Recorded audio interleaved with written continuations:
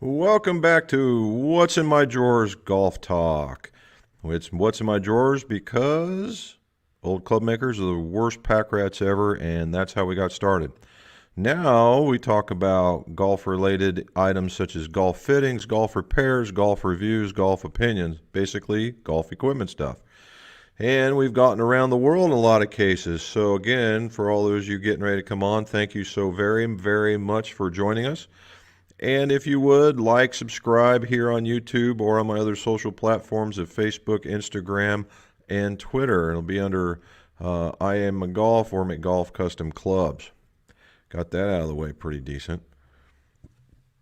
Now, we've got a lot to go over today. There's a lot getting ready to happen. There's a lot that we started doing, and so I want to get everybody involved. However, very first thing we got to deal with, the American Express. The American Express was held at the PGA West Stadium course and the Nicklaus Tournament course, apparently.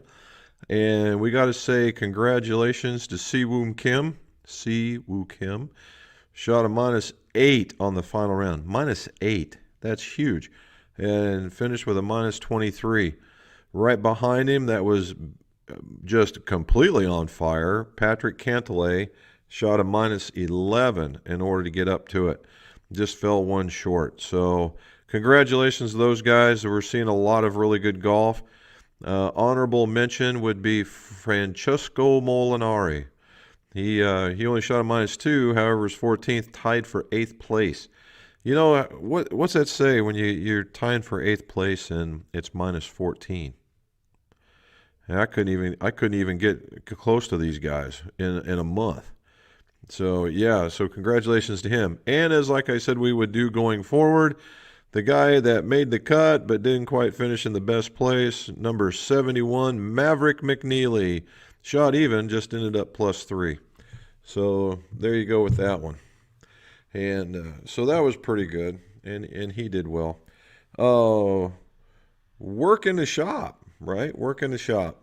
I did a fitting for a gentleman just a little south of here, and he was a shorter guy, and yeah, less shot there. A shorter fella, and I told him that when I met him the first time, I told him his clubs were far too long, and so he went through a fitting, and he wanted to keep his clubs, which are those guys, the Titleist AP3s, right? Titleist AP3s, and we're going to reshaft them. We're going to reshaft them with I believe they're going to be Nippons, but I got to remember what we did. Anyway, we made him a little shorter. He was still choking down, but made much, much better contact. So that's a good thing. And then we're in the middle of this one. Elevate 95R. Ah, elevates. There you go. And we're in the middle of this guy. Muras. 1957s. These are going to Lee in Kansas City, or not Kansas City, but near Kansas, in Kansas. So that's pretty good. Lee. I said Lee. And then for yours truly, this one. As you've seen before, and I got to follow my sword here in a little bit, we put the 105 Tour and the S in here. For that one, that's the 5. And I was practicing in the fitting room, which is right behind you guys. And I was taking a swing, and I reached back like this with just one hand, and I hit the door, and it snapped my club in half. So I may have, I may be swinging in a bit of disappointment, but that was quite unexpected. So that was a bit of a different thing.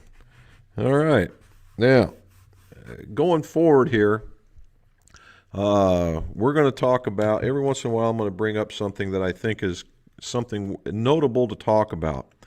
And you're going to see a video on this and coming shortly, because the change was very impressive. And it was if you guys have heard of it, it's the Bgm Putter Grip. Okay, Bgm Putter Grip. And yes, look at the shape of this guy. It is definitely not your traditional grip. And I figured, you know, with all the different variations of grips that are going out there, from the claw to the, you know, separated handed, the whole 9 yards that's going out there, some quasi arm lock, whatever you want to call that, that why not give this thing a chance? Because the owner of this, or the owner and the people that came up with that, had some scientific evidence behind it, and the way that the body worked, and the way that you would putt. And so I would certainly, you know, I'm going to tell you now, Bgm Putter Grip. So you want to look them up if you're looking for a change in your putter stance or your putter grip. Now, the only thing that they're not sponsoring anything, just so you know, but they did give me 2 of these guys in order to, well, sorry, I've got 2 now. They've given me 3, and I put one on a friend's club just for me to test with him. I'm going to test another person, and then I will just have this one. So if somebody comes along and they need it, then I'll put it on theirs. However, what this does is, instead of your typical, if you had your typical grip and it was thumbs down, right, like you see there, or, you know, what this does, and it's going to grip from underneath. You're going to grip here, grip it back, get back in here, and then you've got a hold of it in the palms up position, and then you grab it and you let it fall down a little bit, and then you bend over into the playing position. Now, what does that do, right? What does that do? Well, it locks you in. You get into this setup, and it makes you use the muscles that you should be using in order to make a very consistent putt. Okay. Now, my playing partner, Bob, and the video I wanted to make was like, this is Bob. Bob needs help putting, but he was already he was trying a different grip out, but the regular standard putter grip was basically fighting him, and when he would putt, he would do like this at the very end, and he was like, why am I missing to the left? And I'm like, well, you're doing like that. Well, like most of us, we don't know that we're doing stuff like that. And I said, you want to try this? And he says, man, I'll try anything. And so I started using the Capto unit for real. And that's, you know, I'll just show you the box. Showing the Capto unit, which collects just this incredible amount of data on a putt. Okay. And you can get lost in all the data that it provides. But so I had him putt, and I had him putt with his old putter, and we saw this big cutting across. If you're look down, you would have thought this was a typical slice move from an iron, where you just pull just right across. It goes through, and then this ginormous pull. And when you had that pull, because he was doing, it looked that way because he was doing this and then bringing it around. And I'm like, oh, we got to slow that down. So we talked about the fault, and then we put this, and we put that on the putter. And then we went to the website and we looked at how the putter's supposed to be held and all these things, and started working on it a little bit. So I gave him 10 putts to get warmed up, and then I started tracking him and with this. And I'm here to tell you that just about every parameter that we were looking at smoothed out. That's pretty unheard of. Now, keeping in mind that his grip was already underneath. He just wasn't very much underneath, so we adjusted him a little bit more, had him do all the things he needed to do, and he started putting. So the putt path went from this deep gouging to the inside to this just nice smooth long to the inside. The other thing that was blatantly obviously bad was that his lie angle was up when he went through. He would actually start toe down, and when he would putt, he would end up toe up.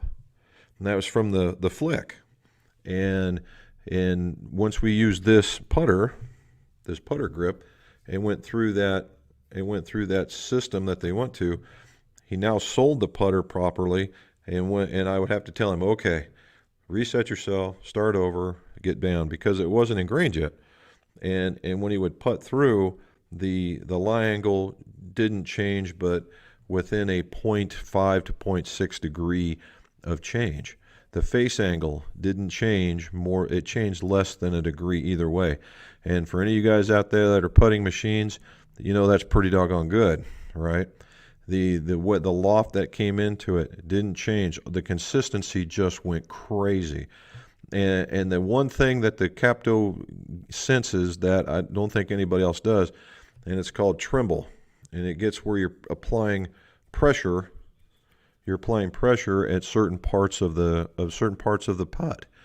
And worst case scenario on the old putter grip, he had 16 places where he was applying this pressure, and then going forward, there was at least 8 going forward, I'm pretty sure. And when we put this guy on here and we got into it, he went down to 4 places that he was applying pressure. And then it was kind of funny because we were making fun of it because he was so used to pushing it that the way that he was sitting there, he couldn't do it. And in the first couple, there's just this huge amount of pressure and trembling about this far before the putt. and I said, you got to calm down a little bit. And once he realized, data and proof after the putt is a wonderful training tool, and it smoothed him out. He never went totally soft, but 4 in the back, and I think went from 8 to at the other side with small ones to almost 0, and one big one to smoothing that out, and he had like 4. So there's a lot to be said. So what am I getting at after telling you all that stuff? What's to be said about this is that if you guys are struggling with putting and you're just looking for something else as a particular potential fix or a potential help, that guy might be it. So Bgm putters. Now, also when you do this, you want to make sure that you have the right putter stroke, you have the right putter for the putter stroke. All that stuff still applies. It's just the way that you apply that grip and that pressure and let the muscles work for you. So instead of putting like this, now you're putting you're putting and you're keeping the thing in front of you. And that's important. Okay, that is vitally important. And so just to give them a check, give them a shout out, whatever. All right. Now, last thing, and then we'll start getting to these things. PGA show. The PGA show is effectively on this week. In the past, what would happen is Monday would be an open day, and you would talk to vendors that were not outside the show, but vendors that for Accra. Accra would have an Accra demo day, and they would tell us about all the new things that were coming out. We'd get a chance to hit some of the products that were coming out. You get an idea of the feel of the change, because Accra now is called True Sports, or they've been absorbed into True Sports, which is actually True Temper. So we'd see all the new steel that was coming out. We'd see all the new graphite that was coming out, even some putter stuff that was coming out, all these different things that were coming out.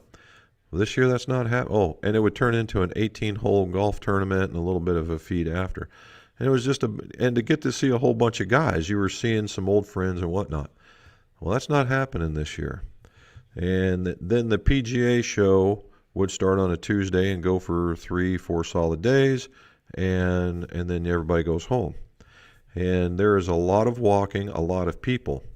Well, they're doing it virtually this year, and I don't know if you guys can get in there to see it or not. I doubt it. But the virtual, and I counted up, there was under 300, it's like 240 vendors that were still going to this thing. A lot of them apparel people and software types these are folks that are used to being over the internet. So, but you're seeing Callaway, Cobra Puma. You're going to see a little bit by Mizuno, and there's one more club company that's out there. Virtually, I didn't see anybody dealing with bags unless they were like Ojio's there. That's because they're part of Callaway. but you're not going to see all those different little bitty companies like you would normally see. I saw Mitchell Golf decided to join the party this time around, which is kind of odd since this is their first return. I don't know. But so what I've done is I've scheduled some meetings and with them to just get an idea of what's going on out there. And I completed one about an hour ago with Flight Scope to see what's going on. And a very successful year that they've had, Flight Scope, and they're, because of the COVID over in South Africa, where where the product, the Mevo and the Mevo Plus is, they're right around a 10 to 14 week lead time. And that's because and it just so happens that's exactly how much time that they were really locked down, not allowed to go to work. And they're trying like hell to get in order to get caught up, but it's still that lead time. So we'll probably see a little bit more from Flight Scope when you look at the YouTube channel, that kind of thing. Now that we've gone through all that, don't forget, tomorrow morning we're back into the rhythm. I'm going to release another one, another video. It's on it'll be a tools of the trade kind of thing, and you'll get to see what that is. Hopefully, what'd you guys think of the Wilson D9? Huh? That was a pretty sharp little club. Now that we can talk about it and I can show you and everything. Ooh! And then the real surprise, what it kind of caught me by surprise, was the Callaway Epic. And so maybe we'll answer some of those types of questions as well. Okay, now that I've just spouted off all that stuff, let's see what we've got over here. All right. Doug, checking in from Florida. Great weather for 36 holes. Doug, I hate you, and congratulations. We will be there in February, brother. We're going to be down there, and me and Bob, we're going to try and hit a bunch of golf courses. So hopefully the weather stays sharp for us. Evening, snow and ice coming into Toodly-doo, Toledo. Thank you. Oh, my golly. Jumbo Max, is this a fad or is me? And the wife too, yes. The peanut gallery's all over it. You're going to get on here if you don't watch it. Is this a fad, making grip sizings for your customers difficult? No, as a matter of fact, the funny part about this is we knew the Jumbo Max folks were really working out of Warsaw, Indiana, and they started, and actually Robin and I are from that area, and so we started up a conversation with them. Well, we took it on and we're like, man, this is, and it was a bit of a rough start, but there was something to it, and they were just waiting for that time to catch on, and I'm glad that they had enough popularity or enough time to where they could change into the grip styles, because I think once they really left the original smooth wrap and they got into the new one, they just went straight up in the air. It doesn't hurt that Bryson DeChambeau is being their trademark guy, but there's something to, now just like when we talk about single length, it is a great idea, it's just not for everybody. Same thing goes with Jumbo Max. Great idea, just maybe not for everybody, because it does take a bit of getting used to. And I hit with the lightweight ones, and after about 4 or 5 shots, I basically started forgetting about it, and you get around it. So it was so no, I think it's going to be good. Now, I will say this: the one thing that they don't really tout too much is their putter grips, right? I know we talked about these guys, but they have some very nice putter grips themselves. So we need to keep an eye on them for that. All right, no rounds. Dude, if you got golf in this week up there, I don't know what level of superhero-ness there would have been for you, dude. All right. What I will be gaming in 2021, well, yeah. I've got it sitting over here in a bag. It's almost gonna be new. The only thing I haven't really changed out is gonna be the hybrid. And you know how much I like that one. But if you saw what I did with the hybrid and the D9, holy cow. So maybe it's just something going along. So the irons I'm switching over. I'm putting up what I've called them the anniversary clubs from New Level, and that's because number one, they have a bit of a sentimental value because of they're bought as an anniversary gift. So I knew I wanted to try them out because it's the only left-handed thing Eric at New Level put together. Well, and I wish him all the luck in the world. I hope he's super successful because he's one hell of a guy.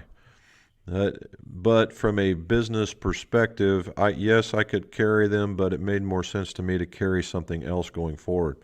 And there is so much to choose from.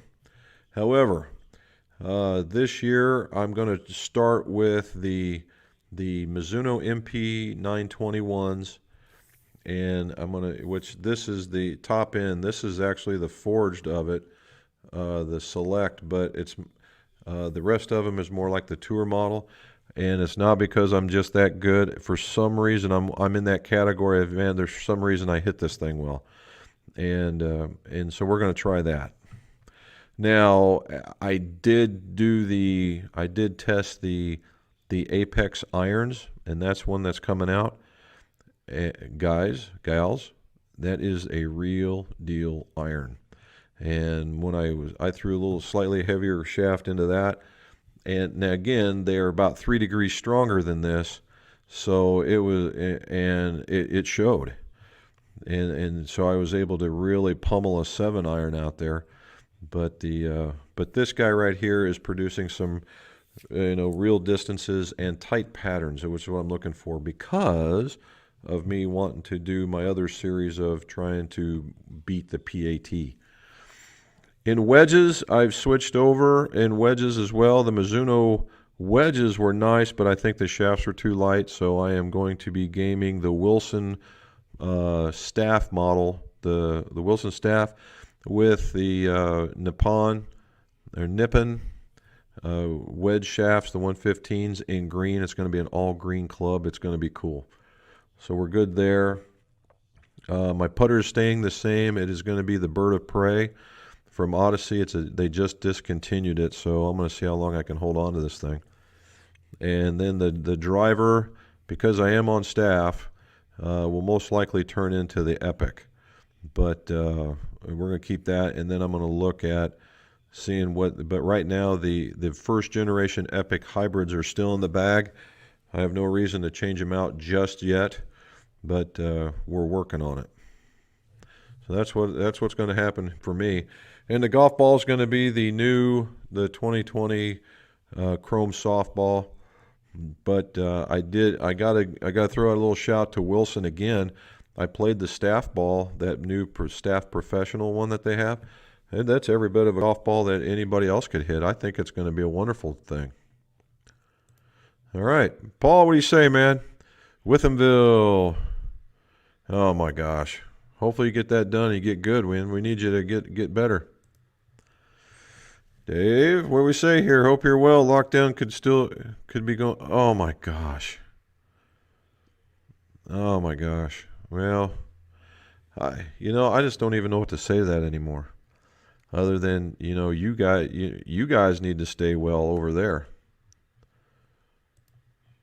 Lombard, Illinois. Thank you, sir. There's Tiger. My driver's C7 weight. When I want it at D3, I have a counterbalance shaft in the ping. 410, do I ask for a heavier weight for the rear track to get the swing weight up? That I would say yes. But keep in mind that you're talking 6 swing weight points, so that's like 12 grams. So it depends on, if you have a 2 gram in there, yeah, that's not a problem. But you may not get that D3, but it certainly will be something better than C7. Mr. Bartholomew, what do you say, sir? When building clubs, do you subscribe to the Maltby theory of swing weighting, i.e. no more than 4 grams of tip weight to achieve desired swing weight? Yes and no. I think I've been one of those guys that, I feel like I'm the BASF of club making. I may not have invented it, but I'm always going to try and make it a little bit better. And what Maltby does is he does a lot of testing, so he's really not too far off of it. But what I took from it is, so when you're building to a swing weight, I've never subscribed to that. All right, I built to a total weight, yes, but because of the way that it feels, we can talk about that in another one. However, if everything is standard, and you're in an iron, you ought to be, let's just say you're given, it used to be D4. Now it's closer to D2 because the head weights are lighter. So do we put 4 grams in there to bring it back up? Or do we just leave it at D2 because that's now the new standard? There's a lot to be said about that. And if there's guys that are looking that just when I get, you guys send me stuff and absolutely positively must have this swing weight. And if I can get it by adding a 6 gram, yeah, I'll do it. But the max you can go is 10. And I really don't like putting 10 in there unless there's some crazy something, unless there's not for just the sake of swing weighting. If it's let's say the head is just super light and you need to add it to give it that, then yeah, I'll do that, but not just for the sake of grabbing a swing weight. So yes, I like doing, and I know why he wants to do that, because you don't want to impact the way that the club performs. But you can get away with the same thing with 6 and 8. When you get into 10, you start really getting on the edge. All right, Mr.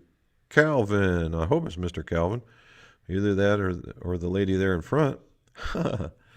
What type of player would benefit from playing blades or blade-like?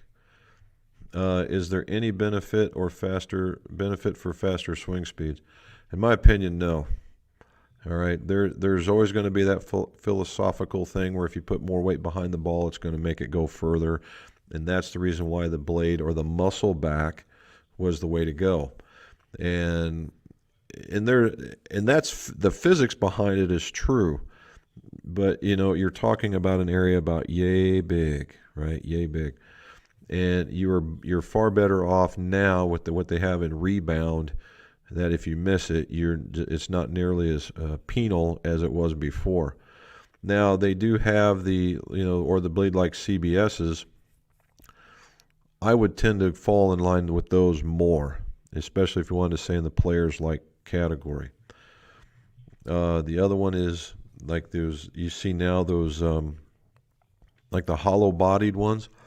Much like the new Apex is that Professional is a hollow body one. It goes off as their blade, but it's a hollow body one. I would more subscribe to something like that. All right, Edward, how are you, sir? Orland Park, Illinois. All right. I think I don't know if my brother-in-law's from there or not, but I imagine it's pretty close. Okay. Can a shaft affect launch and spin, and how? I asked that one to a lot of the shaft manufacturers. Now, launch can be affected by the profile. Depending on how you, the golfer, release the club, get the right profile in there can make all the difference in how that club transfers the energy from you into the club, into the ball, right? And it can affect it because you can leave it open and make the launch by being tighter, leave it open and it can make it fly higher. It can be a little bit more loose and it can come in close and make it shoot lower. And in those particular cases, as it's getting, as the loft tends to go down, so does the spin. Not by a lot, but it does. Same thing going up. Okay. Now, how does it impact spin? I have yet, you'll hear all kinds of stuff. Oh, the tip is stronger, so that's less spin. Oh, the butt is softer or is stronger, so it's less spin. Oh, the profile makes it happen. I have yet to have anybody give me a real explanation of how something lowers spin. All right, and TXG just did one, or did one at the beginning of the year on, is a low spin shaft really low spin? And I think that, and I get what they were trying to say, although what that was is an exercise in showing you that the right shaft can make all the difference in the world. Where they said because they used Accra, which are their buddies. And they said, here's the TZ very low spin shaft, da da da, and he spun the snot out of it. And because it was too much shaft. Now you put him in something a little bit friendlier, and he was all day with it.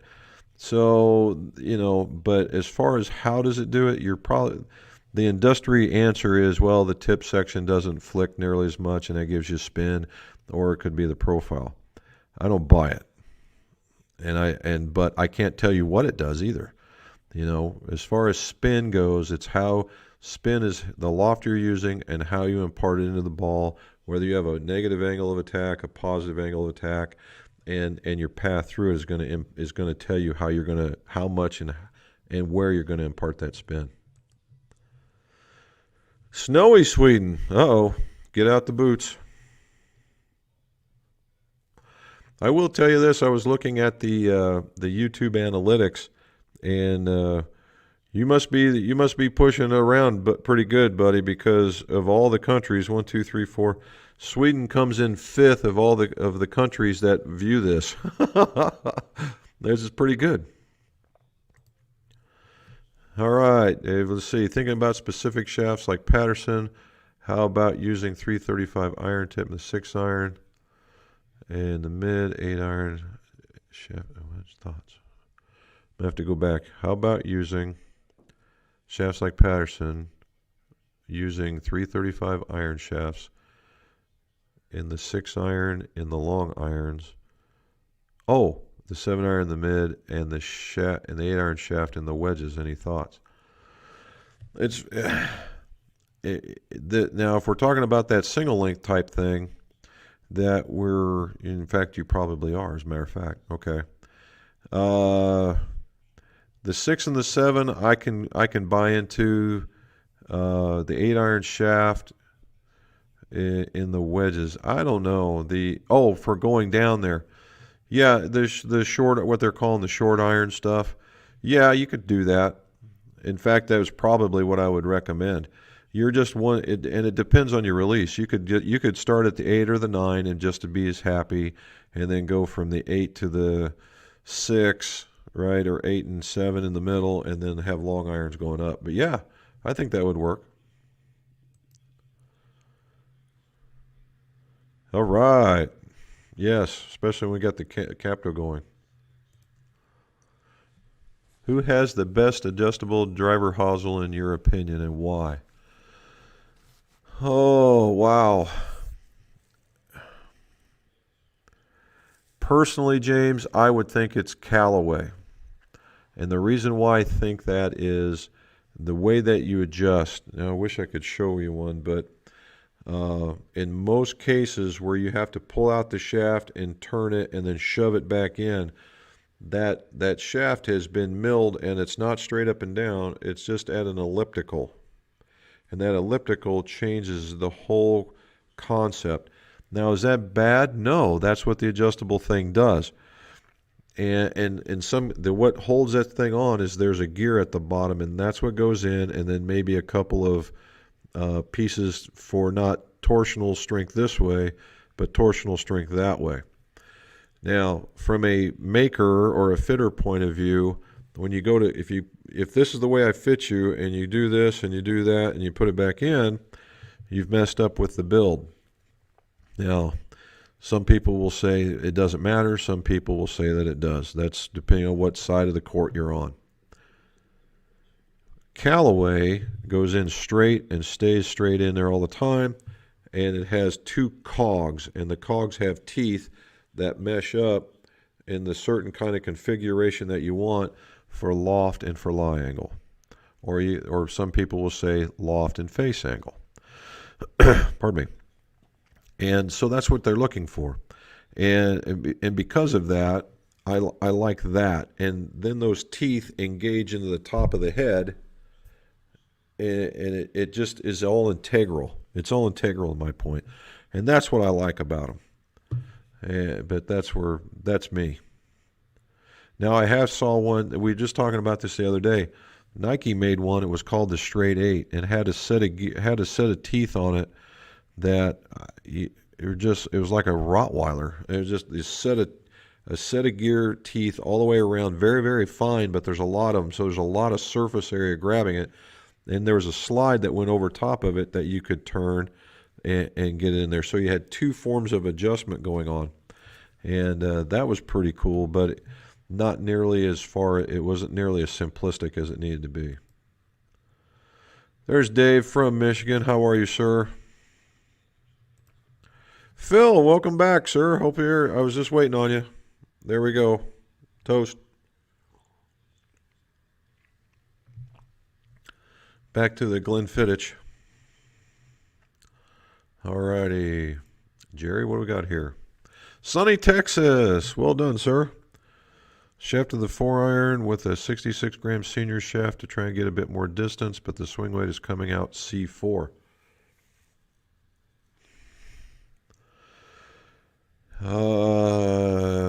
What shafts were you putting in there to begin with? I guess that'd be the real question. Obviously, if you're coming out that deep, because C4 is pretty stout, I would, number one, is it the right length? And number two, did you put in a grip that was heavier than all the rest of them from before? And number three, were they light to begin with? And answering those will probably help you out.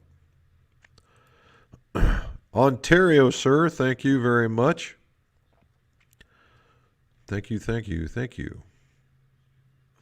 I'd have Robin ask you where we have a customer up in the Ontario region, and it has a name, but she told me and I just forgot. I ought to have her post it in there so maybe you can tell us where it's at.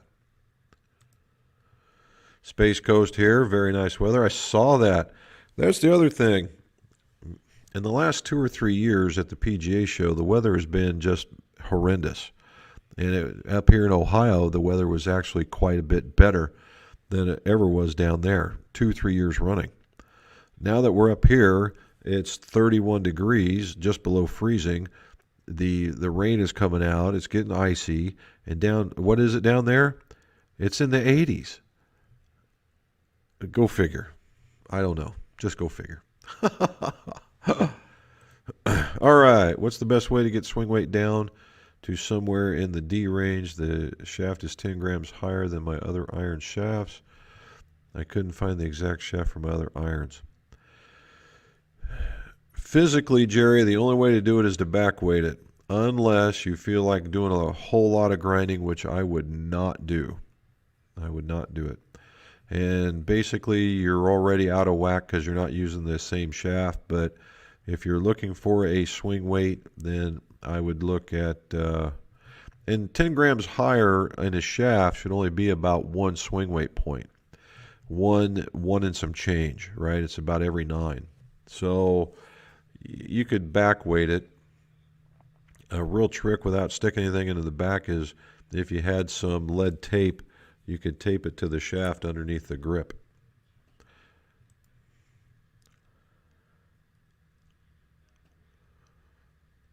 The worst I saw was this double-sided carpet tape, David, and it's about this thick as opposed to just the sheet, and it was really really squishy. And when it pulled off, it came off in all these little bitty balls, and it was like for weeks I kept finding these little balls everywhere. It was just sticking in the worst places. Hello, Matt. How are you, sir? Do you think bending irons 2 degrees weak to get desired yardage gap is too much? Nope, I do not. Will that mess with the tech of the hot metals too much? And again, nope. But with the hot metals, 2 degrees about the max you're going to be looking at. It is a multi-piece, and it is the original hot metals are not forged, so 2 degrees is pretty much just about where you're going to get it. Now, when you go to make them weak, right, you're basically you're you're going from like a 40 and you're making them 38. Let's just use a number. So you're bending them to I'm sorry, 40 to 42. So when you're bending them back, you're going to add a bounce characteristic to it as well. So if you were hitting them thin, you may hit them thinner. So just keep that in mind.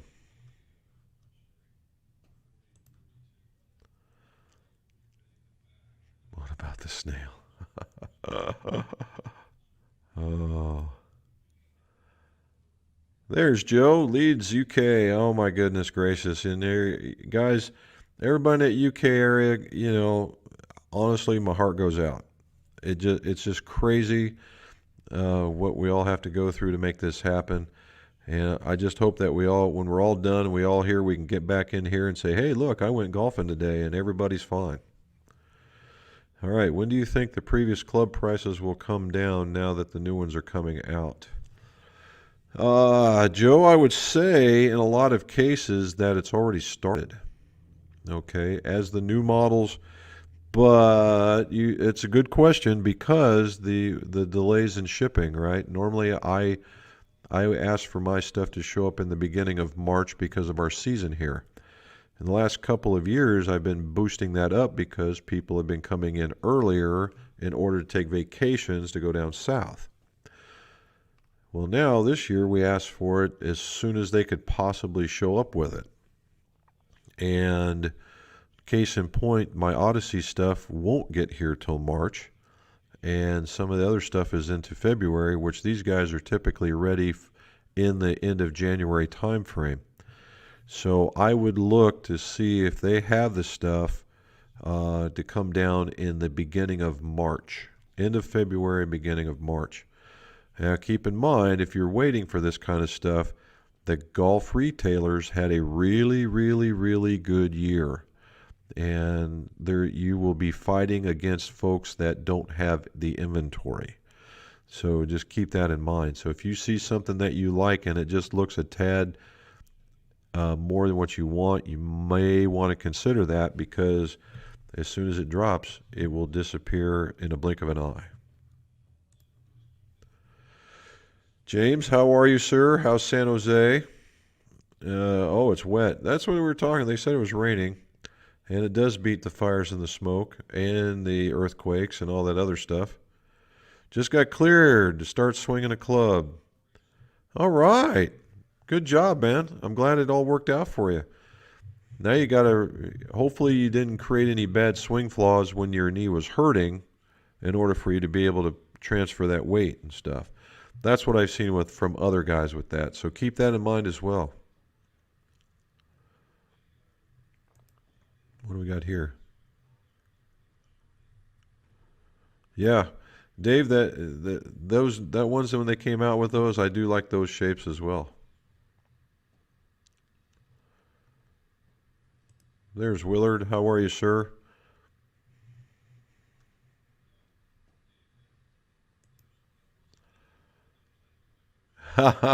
Yes, I am. I haven't seen anybody on the face. Oh, there's Bob down there. Okay. Travis K. When are we going to get a video of you on the course? Let's see that bag in action. Well, as soon as it starts getting above 30 degrees, brother. Actually, it's above 40. More closer to 50. However, you never know if Bob wants to be a handler of a smaller camera. Maybe we'll just get the Bob and Jim show going on the golf course and just have fun with that. Because it's good when because we cut up on each other and it's a lot of fun. So it's just the way golf should be, in my opinion. But this year for sure, and you'll see. I'm still shoring up some of I just got another positive response to a series that I want to do, and so we're going to work that in.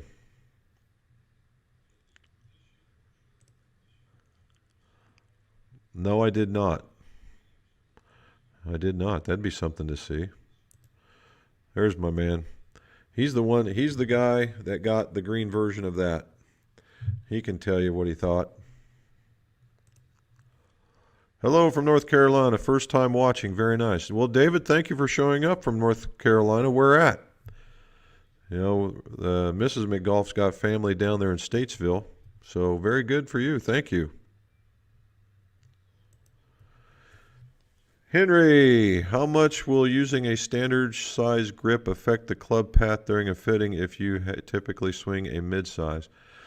Path, you know, what they use when size gets involved in grip, sizing is a catalyst of sorts. And what you'll hear is as the grip gets too big, it is a catalyst towards a block. And if it goes too small, it is a catalyst for a closure or even a pull. It could be perceived as your path has changed, but it is probably closer to the fact that your face angle has gone open or closed. There you go. Stephen Eldson Golf. Well done. That's a good one. What stock Titleist iron shafts are similar to the Accra 40 iron V2? Now keep in mind the 40 is near the gram range, right? So you're going to have to, it's going to be graphite because they don't have a shaft that goes that low.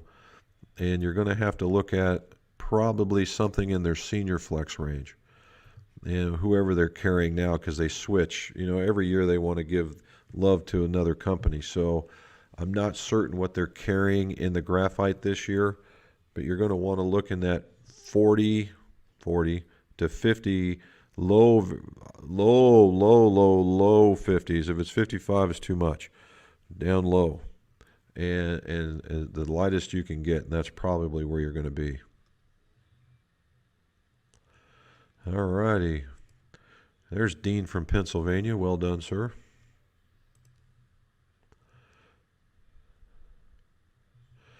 What PGA event or stream am I most looking forward to? Ooh, that's a good one. You know, I always like... you know, everybody, it's easy to point at the Masters. Everybody likes the Masters.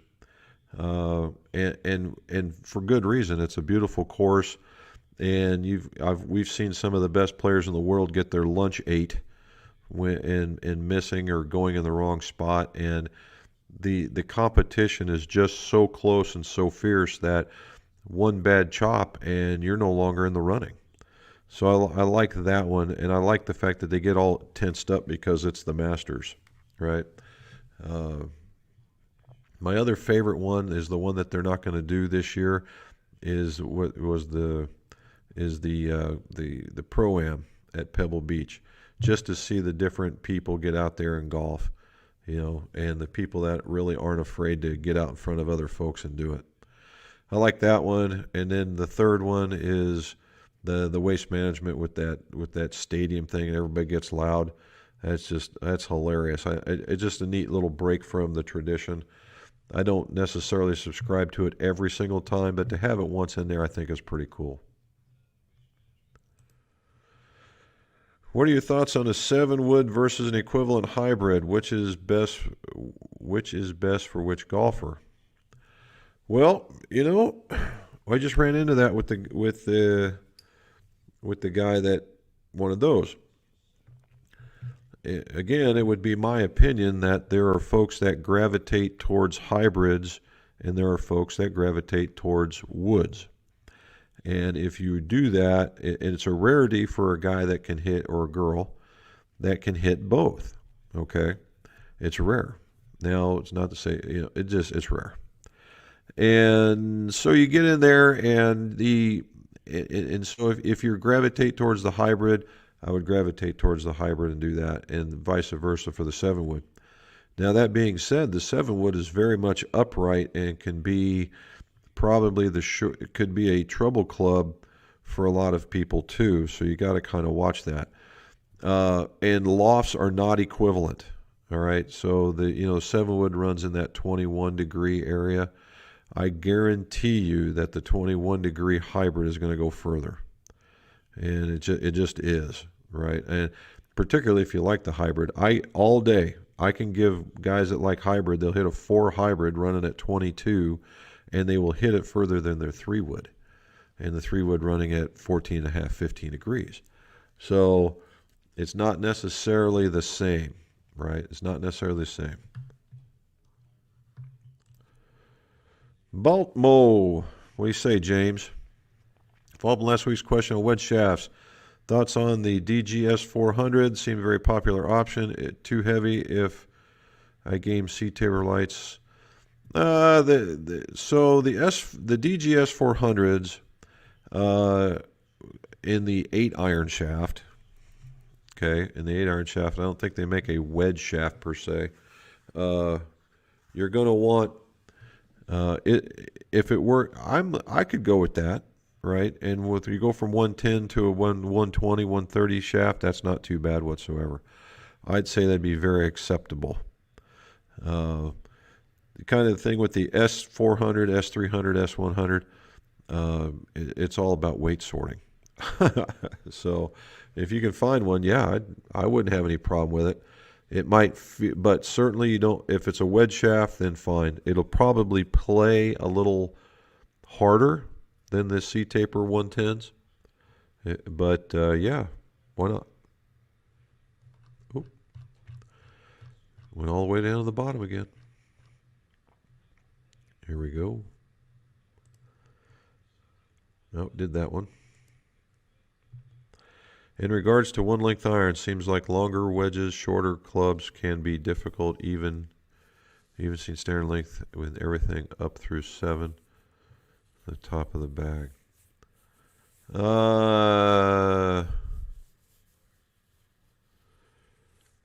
You know, there was a kind of a thing going on when I was doing the testing of that, and I hit a pitching wedge, and it was basically a 7-iron length with a pitching wedge. I didn't necessarily have that big of a problem. Now, I can get where because when you get into wedges and you're closer and you get into these positions where you might have an undulation that you have to deal with, and you might do that. In that particular case, I would just choke down. I think you were going to have to anyway, no matter even if it was a standard length club or not. But the way that they're dealing with it, right now, and I have to say that Patterson setup that I hit, I didn't see what everybody else saw. So I might be just the odd man out. Yeah, they were nice, weren't they? That new bluish gold kind of look, I really like that.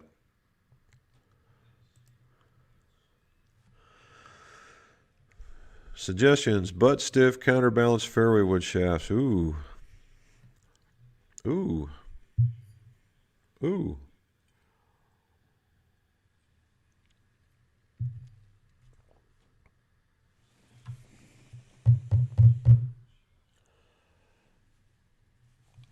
I don't know if that exists. I really don't know if that exists. Most companies that make drivers go straight into go straight into hybrids, and they don't deal in fairway wood shafts. However, the one company there's a company out there that I know that's Accra, they deal in fairway wood shafts. But I can't tell you right off the top of my head whether or not they make a counterbalance number of it or not. It's a rare animal that the shaft companies make a designated fairway wood shaft, and that's kind of too bad, really.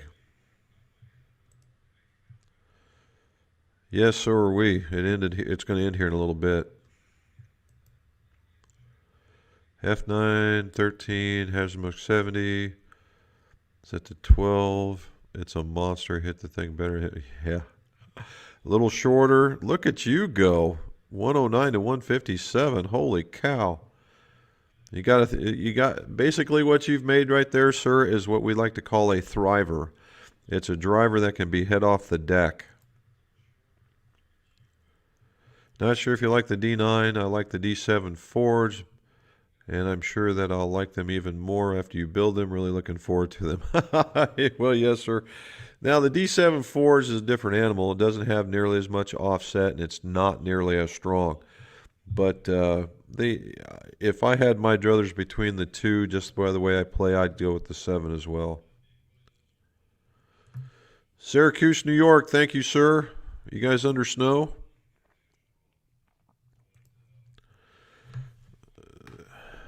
I don't know. I saw a couple of pictures not too long ago, and it looks like he's going a little darker and a little more milly like. And that seems to be his bread and butter, but that's always been on the front. Now it's starting to get a little bit more industrial, is the best way to say it, on the back. And I think that's just to stay with the times. Duluth, Minnesota. There you go, sir. I've been waiting to see where you've been. Knee replacement done. All right. Well, now you got to start doing all that therapy, man. You want to make sure you get into it. That's what you want. The Netherlands. Thank you, sir, for getting in there. Greetings, Oscar. I'm gonna have to look up on that one. But thank you for checking in from there because I know it's late for you guys. There's Jeff. What's going on, bud? TaylorMade sleeves. There's a 2-to-1 ratio between face angle and loft, so going from 9. Yeah, and no, it's not. It's all, Jeff, it's all on the manufacturer on what they want. On Mizuno is just they go, and you're normally, they'll say 1 degree or 2 degree, where Mizuno will go 2. And on some, they'll go 2, and then on the backside, there'll be an upright. So everyone's a little bit different on what they're willing to give up as far as adjustability. There's Cliff, and from Facebook, sir. What do you say? Got a few questions. Why have single-sided chippers never been submitted for approval as legal for PGA play? Single-sided chippers. Well, we know that dual-sided chippers aren't allowed, right? Because you're not allowed to be able to hit it backwards. That was just one of their rules. I don't know.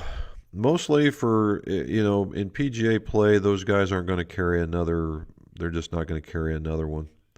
Now, to say if it was made by the USGA, then the PGA guy should be able to use it, because as long as the USGA has made it okay, then they should be able to play it. But you won't see them playing it. Most people are just too traditional to make that happen. They're not going to want to be called out by their buddies and say, "Oh, look at, you're playing a chipper. Why not just hit a 7-iron?" But if the USGA says it's okay, PGA should allow it to happen too.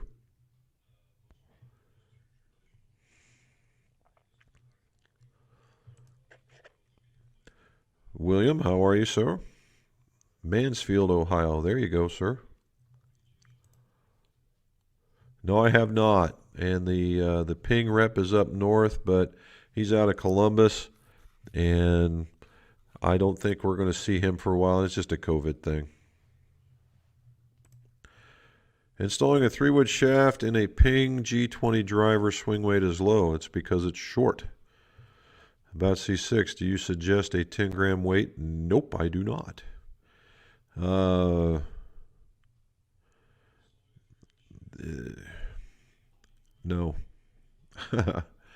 Only because in the G20 that's not an adjustable driver, so you might get away with it. Faster, 2 minutes. 2 minutes, 2 minutes. Oh no. You might get away with adding that, but you got to be careful on what kind of 10 grams. Because you only want to give up about a quarter of an inch tops. But the real thing is, if you're installing a 3-wood shaft, the thing's probably an inch or 2 short. If you lengthened it, you would probably get it all right then and there. There's Chris. You're new here. Well, welcome aboard, bud. I'm getting my first fitting this upcoming Friday. Well done, man. You're going to enjoy it, I hope. Is there any information I should have that will help me for the person fitting me? All right. Well, so as the golfer on the other, I got to get on the other side of this. From a fitter's point of view, you want to tell them how you play, right? You want to tell them how you play. You want to tell them what your real score is, what your weaknesses are, what you feel your weaknesses are, and what you want to get out of the fitting. What do you want the clubs to do for you when they're all said and done, as best as they possibly can? And as long as you guys are on the same plane and talk, and everybody knows what's going on, it'll be so much better for you. You understand why you selected what you selected, and you should see visible results to an extent, right? And so you got to, go in there loaded with how you play, what you want, and then the fitter should be able to take you from there. There's Cliff again. I play public golf course 4 times a week and want new custom forgiving set. Would you purchase cast iron or forged clubs? My worry is forged clubs head are softer, will show lots of wear due to crappy rounds. That's not a bad thought, Cliff. I mean, really, it's not.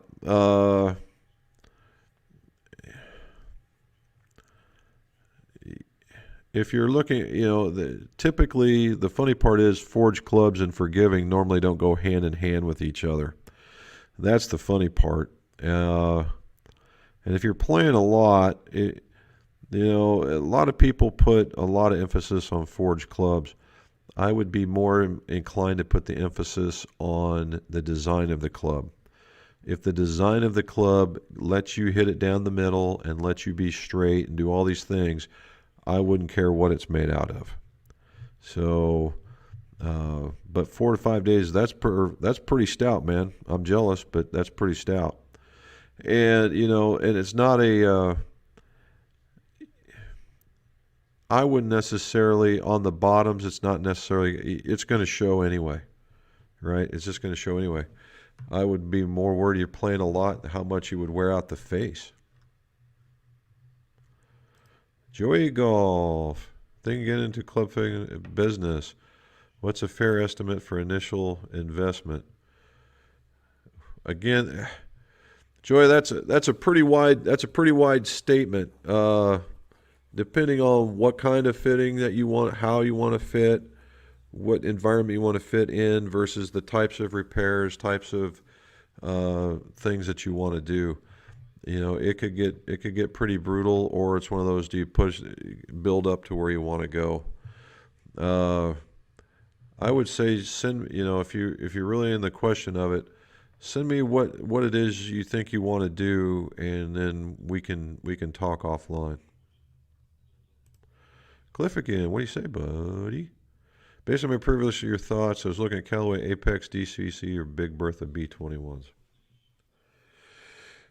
The DCB hits wonderfully, but if you're fighting more of a fade/slice, I would go with the Bertha because it is completely draw bias.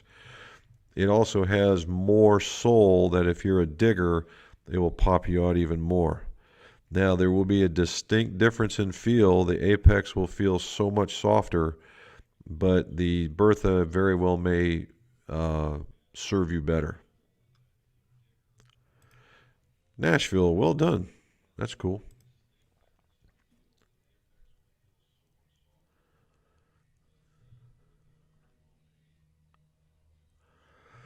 Okay, so trimming down iron shafts. So basically, we're butt trimming. The shafts are made to do that, right? And in some cases, particularly taper tip, you install them, you cut them the length, and you're done. Now, there is a section of that shaft, and it's the butt section, that if you get outside of that, you totally change the profile and basically destroy the club. So I wouldn't go down much further than, this far above it. Otherwise, you really start changing the look and the feel.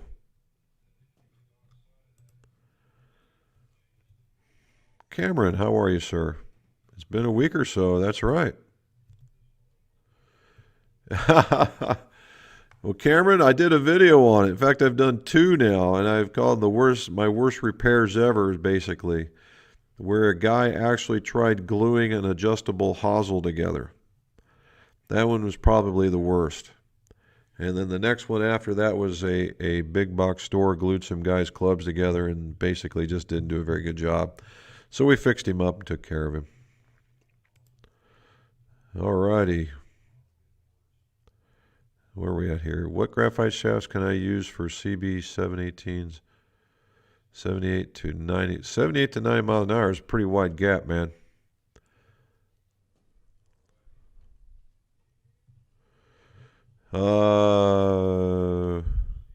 So you're right at 80, so about a regular flex.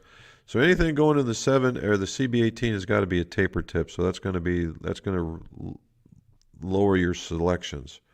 So I'd go out and look for the taper tip first, look for something in a R flex, and then stay somewhere in that 60 gram range and see what happens.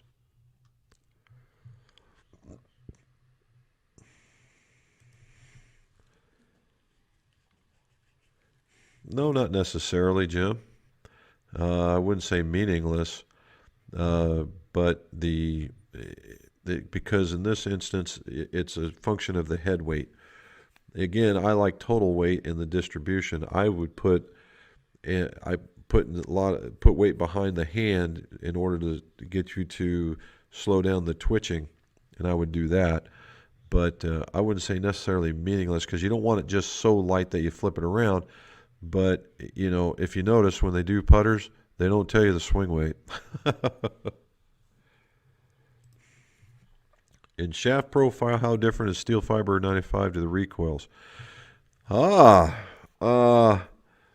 know, the recoil 95 is actually brutishly stiff. It would be my opinion, where the 95s are a little more friendly. That would be my opinion. So if you're looking for something, I would say a little lower in flight, I guess, something a little bit more tighter, the recoils. Now, the steel fiber is a good shaft. I just think it plays a little friendlier. Bree Naylor? Peter Lee, UK. That's different. Very good, sir. Thank you for staying up this long. What's your opinion on the yearly driver releases? Do you think they're exhausted the market and technologies at hand? Oh, you know, they were saying anymore in golf. It was 10 years ago. There's nothing new, just different. How do we say that? So the yearly, normally number one, except for this last year, normally they go in every 2-year release cycles just for the very reason what you're talking about, because you can do it. We saw TaylorMade do it. They ate up the market and it just collapsed them. And so you want to have a span of time in order to make that happen. Now, as far as technology goes, there's always going to be that latest greatest thing. Otherwise, they can't sell you a club. The real important part is whether or not that technology change is good for you. Okay, therein lies the trigger. Now, I like sliders. Pardon me.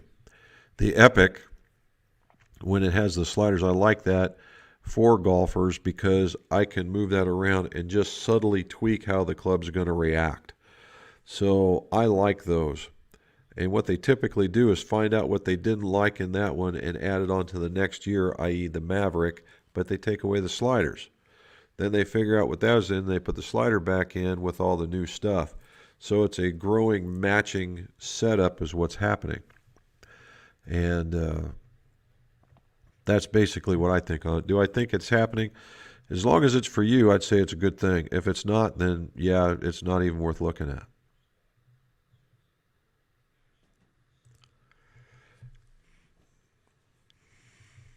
What's my take on them? The fact that I have them on my club, I like them. That was basically a take of what everybody was doing on the tour. They were building up that bottom hand.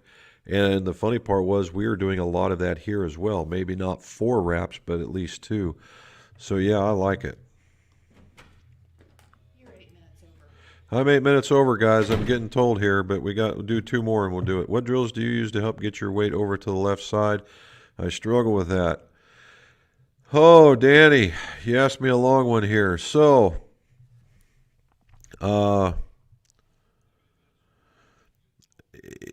transferring of weight. And keep in mind, it's got done with a video swing with Malaska.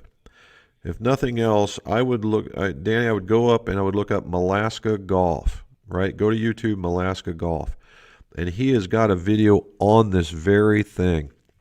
And you'll be surprised what he says, that you don't do it like the way that we say it is not the way that is done. And that's the reason why I took a lesson from him, because of the way he described that, because I was looking for this very thing.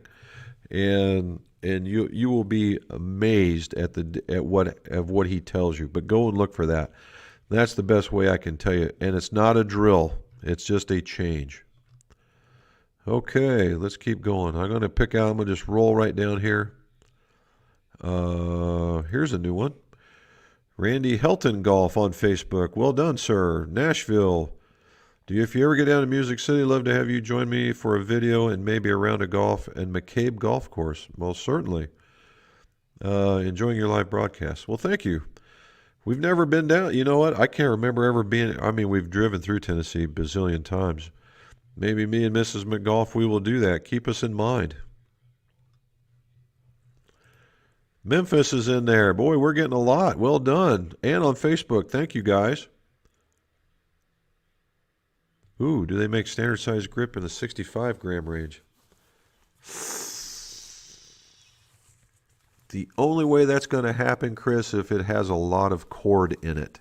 And the most I've ever seen is in the 55-ish range, not 65. I've not seen. That's pretty heavy, but I've not seen that. Now, unless you think Jumbo Max is standard, then yeah, all day. But that thing's a monster. But no.